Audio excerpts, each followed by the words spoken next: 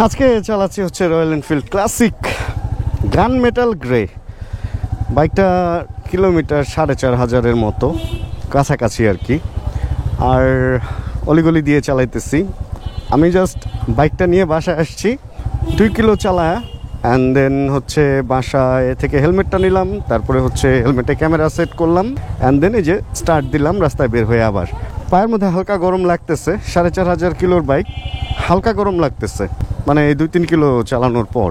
এখন বাকিটা দেখতেছি কীরকম কি গরম লাগে, কারণ নর্মালি 4,500-5,000 কিলো হয়ে গেলে বাইকের ইঞ্জিন আর অতটা গরম হওয়ার কথা না, ব্রেকিংয়ের টাইমটা শেষ হয়ে গেলে অতটা গরম হওয়ার কথা না। যাই হোক, আজকে আমরা কথা বলবো হচ্ছে রয়্যাল এনফিল্ড বাংলাদেশে এটার অতীত বর্তমান ভবিষ্যৎ নিয়ে। কারণ এই বাইকটা আসলো, অনেক হাইপ নিয়ে আসলো, প্রি বুকিং দিয়ে মানুষ অনেক কিনলো। একজন 3 মাস থেকে 8 মাস পর্যন্ত অপেক্ষা করে বাইক কিনলো। কিন্তু এখন এই বাইকটা সেকেন্ড হ্যান্ড বিক্রির ধুম পড়ে গেছে অ্যান্ড সেকেন্ড হ্যান্ডও যে খুব ভালো প্রাইসে মানুষ কিনতে পারতেছে ব্যাপারটা তাও না। একটা সময় এই 2,45,000-এর বাইক, 4,45,000-এর বাইক 5,50,000-এও মানুষ কিনছে উইদাউট রেজিস্ট্রেশন। কিন্তু এখন এই 4,45,000-এর বাইক 4 লাখ টাকা বিক্রি করাটাও টাফ। অন টেস্ট হইলে পেপার সহ হয়তো বিক্রি হইতে পারে 4 লাখে। যার দরকার সে আসলে কিনবে। বাট এই ঘটনাটা কেন হইলো কি, আজকের ভিডিওতে এই ব্যাপারগুলো নিয়ে কথা বলবো। Hey everyone, this is Syed Mohammad Iqbal. Welcome to my YouTube channel MSI blogs.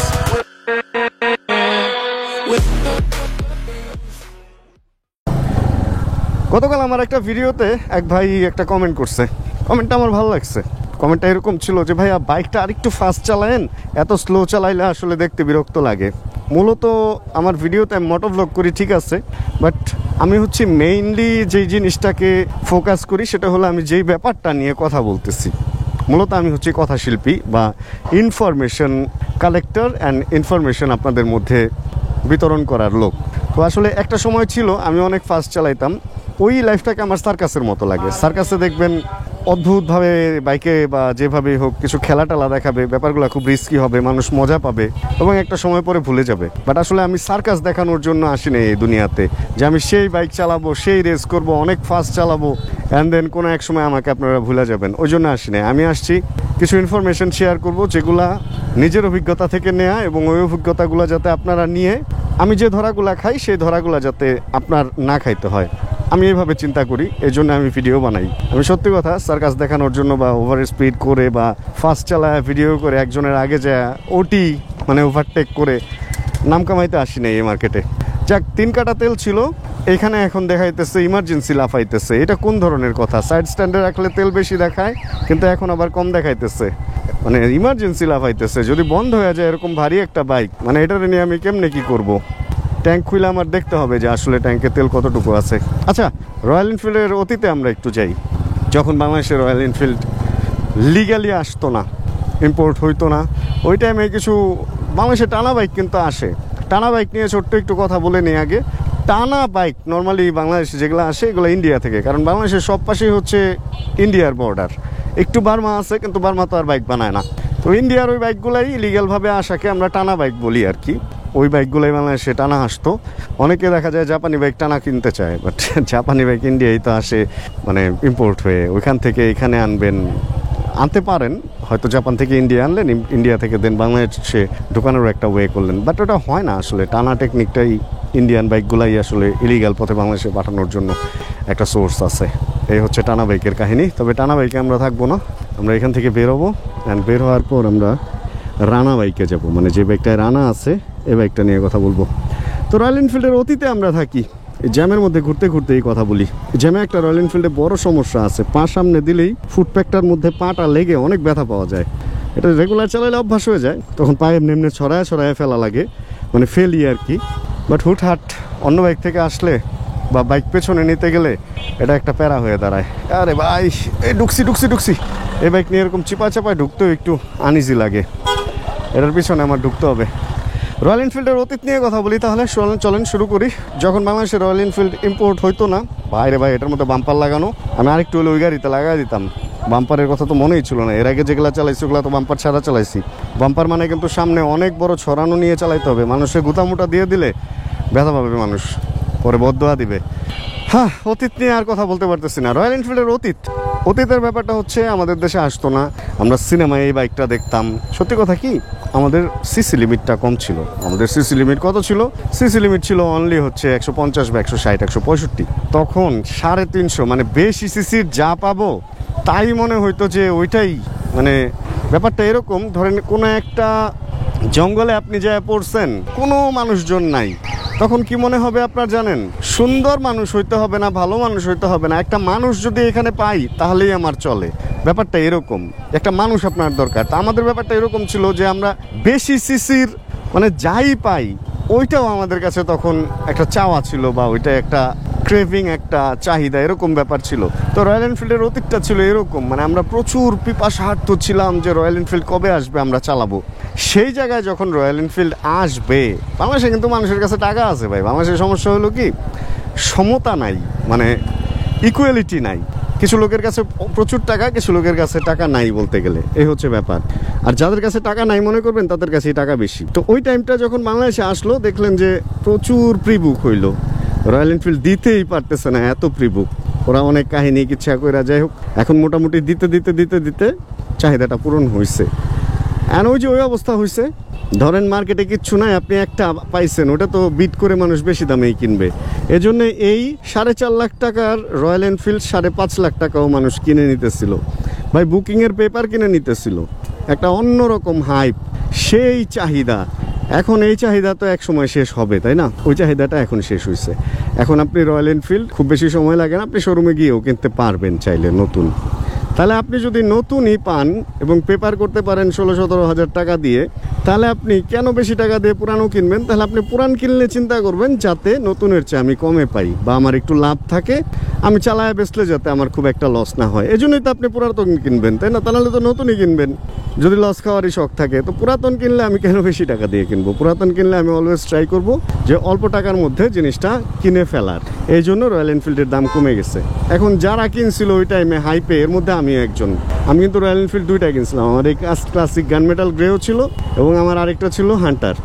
আমি 4 লাখ টাকা দিয়ে কিনছিলাম ভাই। 3,65,000 হান্টার 4 লাখ টাকা দিয়ে কিনছিলাম, কারণ তখন বুকিং দিয়ে 5 মাস না 6 মাস না 4 মাস ওয়েট করতে হইতো। আমি চিন্তা করছি আমার হান্টার দরকার, যেহেতু পাওয়া যাইতেছে নিয়ে নেই। রয়্যাল এনফিল্ডের যেটা ক্লাসিক, ওইটা আমি যে দামে কিনছিলাম ওই দামে বেচতে পারছি যদিও, তারপরেও আমি কম দামে কিনি নাই, একদম 4.5 মতো দিয়েই কিনছিলাম সেকেন্ড হ্যান্ডটা। যাই হোক, পরে 4.5 যে বেচতে পারছি, এটাই আমার সৌভাগ্য। ভালো সময়ে বিক্রি করে বের হয়ে যেতে পারছি। কিন্তু যারা ওই টাইমে বাইকটা ধরে রাখছে তারা এখন লস খেয়ে বিক্রি করতেছে। উপায় নাই ভাই এছাড়া। এখন কথা হচ্ছে, তাহলে ওই অতীতে আর এই বর্তমানের হচ্ছে এই অবস্থা। অ্যান্ড ভবিষ্যতে কি হবে এটা তো আর আমি জ্যোতিষ না, ভবিষ্যৎ দেখে আসি নাই। আমি আপনাদের একটা আইডিয়া দিতে পারি কি হবে। রয়্যাল এনফিল্ড বা যে কোনো হায়ার সিসি বাইক বাংলাদেশে যখন ওদের প্ল্যান করতে যায়, একটা অনেক বড় খরচ হয়। আর ওই খরচটা যাতে উঠে, এজন্য বা না উঠলে ওই বাইকগুলো তারা আনে না। যেমন FZ আসছে, FZ25, জিক্সার আসছে 25, অ্যান্ড বাজাজের পালসার N25, মানে 250, এগুলো আসছে না, বাজাজ বিক্রি করে নিছে। FZ জিক্সার অত কিন্তু বিক্রি হয় নাই এখনো পর্যন্ত। আর এই মামারা যে আসছে, এই মামারা যে বিক্রি করছে, এই মামাদের তো আমার মনে হয় যে আগামী 2-4 বছর আর বাইক না বেচলেও হইব। আর 2-4 বছর এগুলার পার্টস সাপোর্ট অ্যান্ড এইগুলা বা সার্ভিস দিয়ে ওরা চলতে পারবে। কিন্তু এইখানে একটা মজার ব্যাপার আছে, অফিসিয়াল পার্টস যে দামে বিক্রি হয় তার চেয়ে আনঅফিসিয়াল যে খোলা বাজারের পার্টস, যদি ওখানে নকল হওয়ার একটা চান্স থাকে, ওর চেয়ে কম দামে বিক্রি হয়। এই জন্য এখন রয়্যাল এনফিল্ডের মানে এটা আমার মনে হয় একটা বড় চ্যালেঞ্জ হয়ে দাঁড়াবে যে ওদের বাইক মানুষ ওদের পার্টস লাগাবে কিনা ওদের বাইকে, নাকি বাইরে থেকে সার্ভিস করাবে। ওয়ারেন্টি গ্যারান্টির ব্যাপার হলে ওদের ওখান থেকে সার্ভিস করাইতে হবে, বাইরে সার্ভিস করাইলে ওয়ারেন্টি গ্যারান্টি থাকবে না। কিন্তু রয়্যাল এনফিল্ডের যে ইঞ্জিন, এই ইঞ্জিন মনে হয় না 10, 15, 20, 30, 40 হাজারে কিছু হবে। বাইক কিন্তু মজবুত, বাইক ভালো, কিন্তু বাইকটা কি আসলে প্র্যাকটিক্যাল, বা ভবিষ্যতে কি আসলে এই বাইকটা ওরকম সেল থাকবে যেরকমটা এখন হইতেছে? এটা যদি বলেন তাহলে এক কথায়, যদি আমাকে বলতে বলেন আমি বলবো না। রয়্যাল এনফিল্ড বাংলাদেশে অল্প কিছু মানুষ, ছোট একটা দেশ, যা কিনার কিনে ফেলছে ভাই। এখন সেকেন্ড হ্যান্ডগুলো কেনা বেচা হবে, কিন্তু নতুন ওইভাবে আর কেনা বেচা হবে না। এবং আস্তে আস্তে এই বাইকগুলোর দাম আরও পড়তেই থাকবে, কারণ কিলোমিটার বাড়বে, বাইকের দাম কমবে। আগামী 2 বছরের মধ্যে আপনি রয়্যাল এনফিল্ড মার্কেটে 3 লাখ টাকার নিচে পাবেন। এটা আমি আপনাকে একটা আইডিয়া দিয়ে রাখলাম, হয়তোবা সত্যি হবে, হয়তোবা নাও হতে পারে।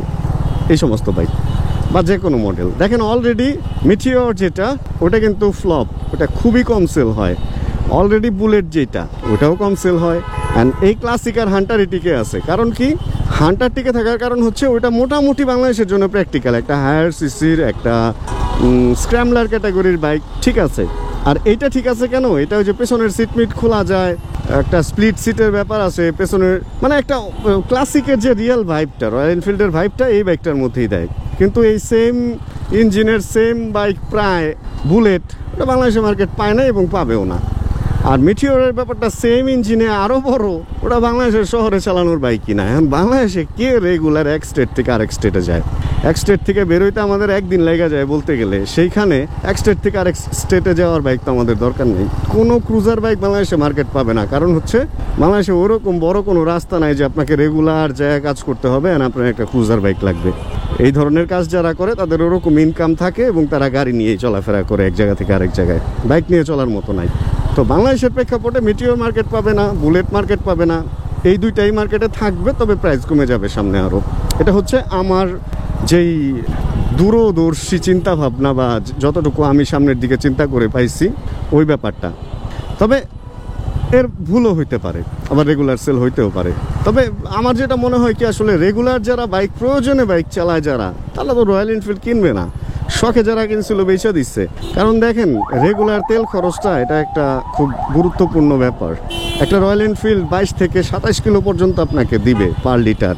তো এই 22-27 কিলো আর আপনি যদি একটা 125 কিনেন তাহলে আপনি পাবেন 30 থেকে 50 কিলো। তাহলে চিন্তা করেন কোনটা ভালো। পার্সের যে দাম, যদিও পার্স এটা টেকসই, পার্সের দাম ওটাতে কম না এটার চেয়ে। ইঞ্জিন অয়েল ক্যাপাসিটি এটাতে ঢালতে হয়, এখন তো কোম্পানি বলতেছে 1700 ml, কারণ 1700 ml এর ডিব্বা ওরা আনছে। একসময় কিন্তু আমরা জানতাম যে 2000 2200 এরকম ml জানতাম। এখন ওদের 1700 ml এর ডিব্বা আনছে বলে এটা 1700 ml হয়ে গেছে কিনা আমি জানি না। তবে অনেকে শুনছি যে 2000 ml ঢাইলা সার্ভিস ভালো পাইতেছে 1700 ml এর চেয়ে, গরমও কম হয় এবং স্মুথনেসও ভালো, মাইলেজও ভালো পায়, এরকমটা শুনছি। আমার কাছে প্রমাণ আছে, যদি চান আমি প্রমাণ দিতে পারবো, কোনো সমস্যা নেই, প্রমাণ ছাড়া কোনো কথা বলি না। এই হচ্ছে রয়্যাল এনফিল্ডের ব্যাপার। এখন খুবই বলা মুশকিল যে আসলে এই বাইকটাকে মার্কেট সামনে ধরে রাখতে পারবে কি পারবে না, এবং যারা এই বাইকটা চালাইতেছে যদি চিন্তা করে যে বিক্রি করে বের হবে, আসলে কি তাদের পকেটে পয়সা কতটুকু কি ফেরত আসবে। তবে ফেরত কম আসবে, এটা স্বাভাবিক। আমি বলবো এখন যদি আপনারা কেউ রয়্যাল এনফিল্ড কিনতে চান তাহলে সেকেন্ড হ্যান্ড কিনেন ভাই, নতুন আমার মনে হয় আপাতত কেনার দরকার নেই। যারা আমার ভিউয়ার তাদের উদ্দেশ্যে বলতেছি। এখন যারা না কুচা, যাদের একদম ভার্জিন বাইকই লাগবে, তাদের ব্যাপারটা অন্য। বাট যদি রয়্যাল এনফিল্ডের মজা নিতে চান, আমি বলবো সেকেন্ড হ্যান্ড কিনে চালায় মজাটা নেন, বুঝেন। কারণ এখনো পর্যন্ত যে কদিন ধরে রয়্যাল এনফিল্ড আসছে কোনোটাই ওরকম ঝরঝরা হয়ে যায় না যে আপনি রিয়াল মজাটা পাবেন না, ওরকম না। রিয়াল মজা আপনি সবগুলাতেই পাবেন। রয়্যাল এনফিল্ড যথেষ্ট মজবুত বাইক, আগামী 2 বছর পর্যন্ত ভালো বাইকই মার্কেটে পাবেন, এরপরে হয়তো ঝরঝরা হইতে পারে। আর একটা কথা অলওয়েজ মনে রাখবেন, কোনো বাইক কখনো বৃদ্ধ হয় না, সব বাইকই সবসময় জোয়ান রাখা সম্ভব, কারণ প্রত্যেকটা বাইকের প্রত্যেকটা পার্টসই পাওয়া যায়। যদি বড় মাপের অ্যাক্সিডেন্ট না করেন, চ্যাসি বাঁকা না করে ফেলেন, তাহলে ইঞ্জিনের প্রত্যেকটা পার্টস চেঞ্জ করা যায়। আর বাইকের কসমেটিক যে ব্যাপার স্যাপার আছে সব চেঞ্জ করা যায়, ব্রেক, ক্লাচ, লাইট সব। তাহলে আপনার বাইক কীভাবে বুড়ো হবে?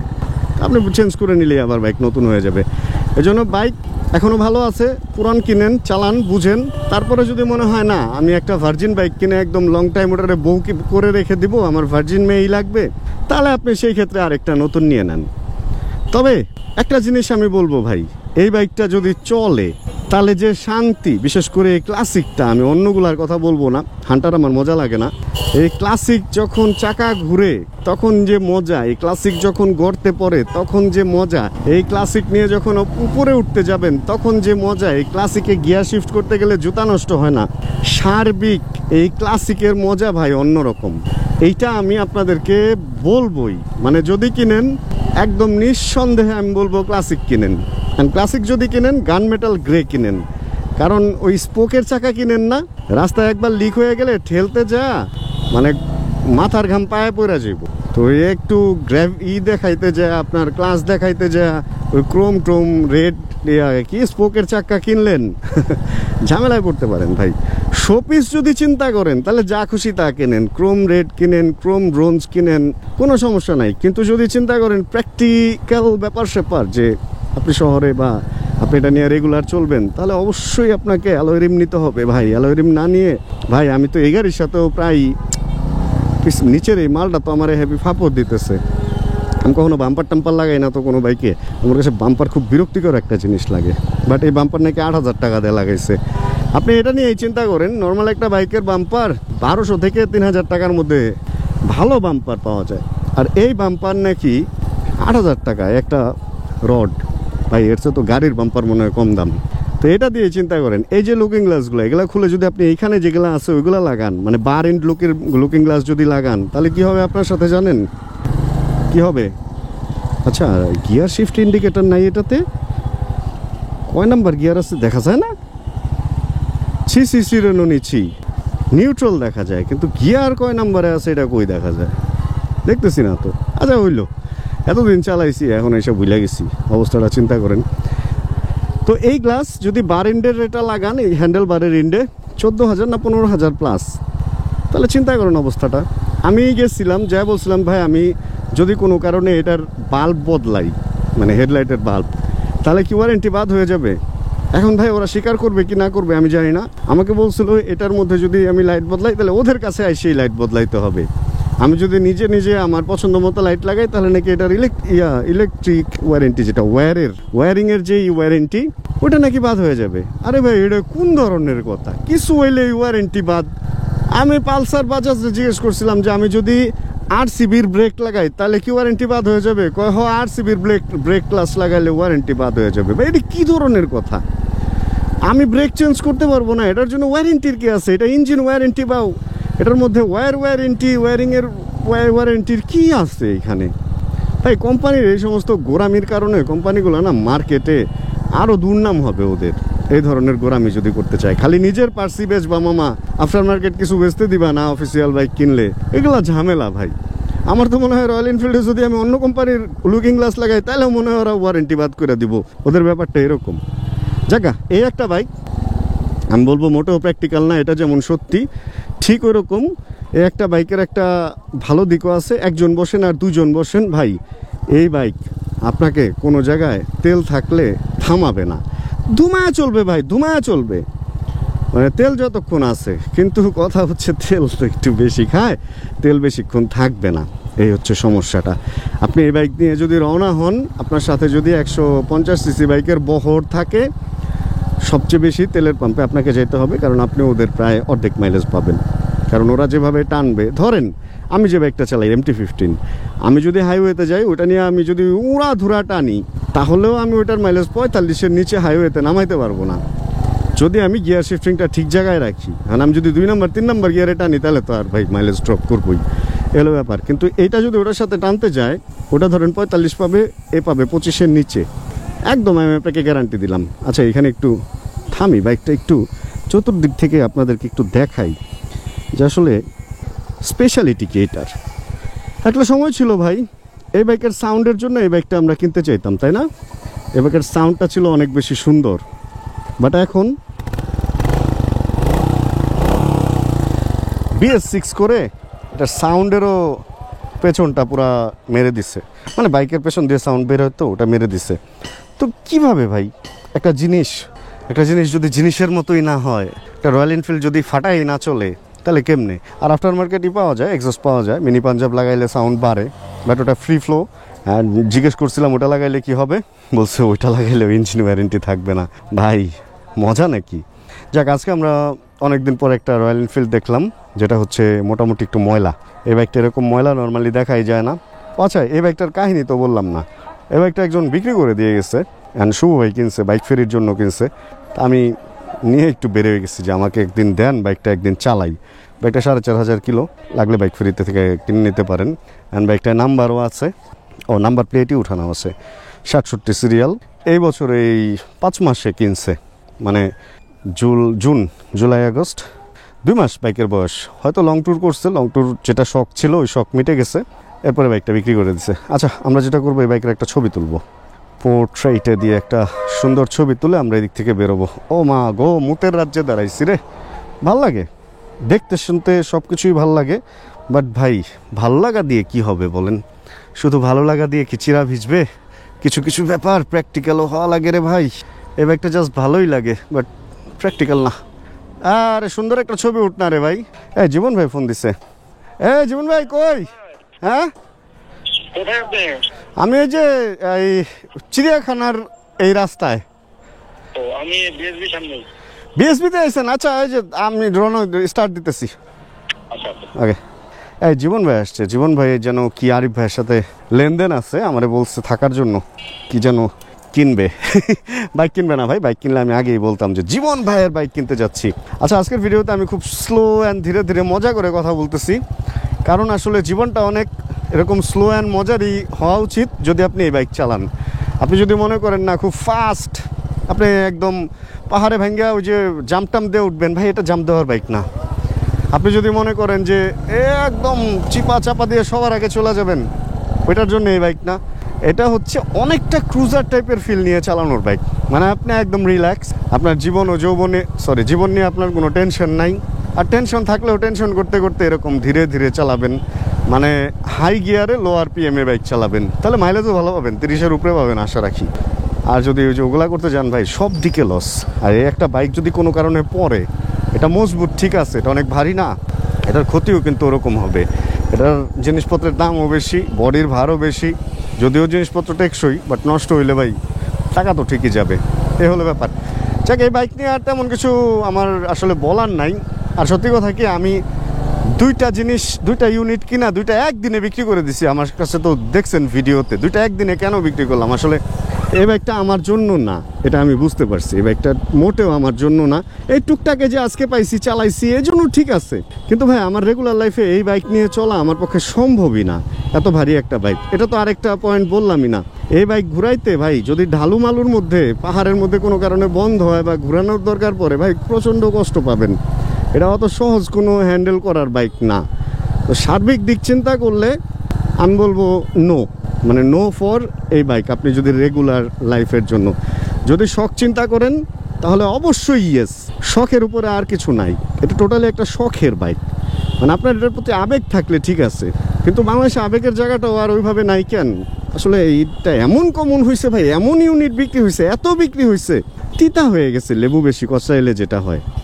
তা নাহলে ভাই আমার কি এই বাইকের কোম্পানির সাথে শত্রুতা যে আমি এগুলা বলবো? আমার কথা হচ্ছে বাইক ভালো, সব কিছু ভালো, আপনার প্রয়োজনে হইলে আপনি এই বাইক অবশ্যই নেবেন, ওই যে শখ যদি থাকে, কিন্তু প্র্যাকটিক্যাল না জিনিসটা। আর আরেকটা জিনিস হচ্ছে প্রাইস অনেক কম হায়ার সিসি অনুযায়ী, কিন্তু ভাই আপনি শুধু হায়ার সিসিটাই দেখলেন। সিসিটা কি? ইঞ্জিনের ভিতরে যে পিস্টনটা যেখানে খেলে ওইটার কিউবিক ক্যাপাসিটি, ওইটার সাইজটা হচ্ছে সিসি। তো এটার সিসি বেশি 350, এর মানে কিন্তু এই না যে এটা 200 বা 300 উঠে যাবে। এটা অবশ্যই আমার MT-15 চেয়ে আগে যাবে না, কাছাকাছি থাকবে। এটা অবশ্যই R15 এসে আগে যাবে না, এটা অবশ্যই GSX-R বা এটা অবশ্যই হোন্ডার যেই CBR এগুলো চেয়ে আগে চলে যাবে না, যেহেতু এটার সিসি বেশি। তবে হ্যাঁ, এক জায়গায় যায় এটা আগে যাবে। ধরেন উপরে উঠতে গিয়ে ওই বাইকটা খুব স্ট্রাগল করবে, দুজন নিয়ে যেই জায়গায় উপরে উঠতেও পারবে না, হয়তো বন্ধই হয়ে যাবে, ওই জায়গায় এই বাইকটা সুন্দর উঠে যাবে। মানে ওইটার চেয়ে আপনাকে উপরে ওঠার ক্ষমতা বেশি দিবে। এখন কথা হচ্ছে আমাদের দেশে বাংলাদেশে আমরা কি বাইক নিয়ে 6-7 তলা উঠি, নাকি আমাদের পুরা দেশটা পাহাড়ি? তা তো না, তাই না? তো যেহেতু তা না, সেহেতু এই বাইক অবশ্যই আমাদের দেশের জন্য প্র্যাকটিক্যাল না। অ্যান্ড গরমের যে ব্যাপারটা, আসলে যে সমস্ত দেশে ওরকম পাহাড়ে তো আসলে ঠান্ডা, ওই ঠান্ডা এই বাইক গরম হয় না, কিন্তু আমাদের দেশে এই বাইকটা একটু গরম হবে। তবে হ্যাঁ, এই বাইকটা যে এতক্ষণ ধরে চালাইতেছি, আমার পায়ে ওই প্রথমে যেমন গরম লাগছে এখনও ওরকমই গরম, সহনশীল একটা গরম। 4500 কিলো হওয়ার পরে এটার গরম আর ওরকম আগের মতো নাই। আমার যেগুলো ছিল ওইগুলো 2000-এর নিচে কিলো ছিল, একটা 1000 একটা 2000 আমি বিক্রি করছি। ওইগুলাতে যেই পরিমাণ গরম হইতো ওই তুলনায় আজকে এই বাইকটা আমার অনেক কম গরম লাগতেছে এখনো পর্যন্ত। এখন এর চেয়ে বেশি জ্যামে ট্যামে পড়ার পরে কেমন হবে ওইটা আমি আজকে বলতে পারবো না। আর আজকে আবহাওয়াটা একটু মেঘলা, সকালে বৃষ্টিও হয়েছে, এই জন্য হয়তো গরম কম হইতেছে। আবার এমনও হতে পারে এটার ইঞ্জিনের গরমই কমে গেছে। এই আমার এই বাইক সম্পর্কে অভিজ্ঞতা ভাই। এই বাইক নিয়ে আমি আজকে আর কিছু বলতে চাইতেছি না। যদি সামনে আর কোনো ভিডিও চান এই বাইকটা নিয়ে, তাহলে জানায়েন, আমি এই বাইক নিয়ে আরও ঘুরবো, আরও ভিডিও করব। আর যদি না চান তাহলে খোদা হাফেজ, ভালো থাকবেন, সুস্থ থাকবেন বলে এই বাইকটাকে আজকেই বিদায় দিয়ে দিব। এই হচ্ছে অবস্থা। কমেন্টের অপেক্ষায় রইলাম। রয়্যাল এনফিল্ড নিয়ে যে কোনো কমেন্ট করতে পারেন। তাহলে আজকের ভিডিও এতটুকুই। যদি আজকের এই ভিডিওতে কোনো কিছু ভালো লাগে প্লিজ একটা লাইক দিয়ে দিন। চ্যানেলে যদি নতুন হন প্লিজ সাবস্ক্রাইব করে আমাদের ফ্যামিলি মেম্বার হয়ে যান। জানাবেন কে কোন জায়গায় বসে ভিডিও দেখছেন, আর জানাবেন এই বাইক কাদের পছন্দ। দেখা হচ্ছে সামনে নতুন ভিডিওতে। আর যতক্ষণ পরবর্তী ভিডিও নিয়ে আমি না আসতেছি ততক্ষণ ইনশাআল্লাহ আমরা থাকবো ভালো, আমরা থাকবো সুস্থ এবং করতে থাকবো চিল ইনশাআল্লাহ। যাই জীবন ভাইকে একটু সময় দেই অ্যান্ড তারপরে চলে যাবো বাসায়। Chill bro. বড় বড় বাইক চালাইতে ভাই, ছোট হ্যাঁ না ক্লাসিক গান মেটাল গ্রে। আর ভাই তো মনে হয় নামে নাই।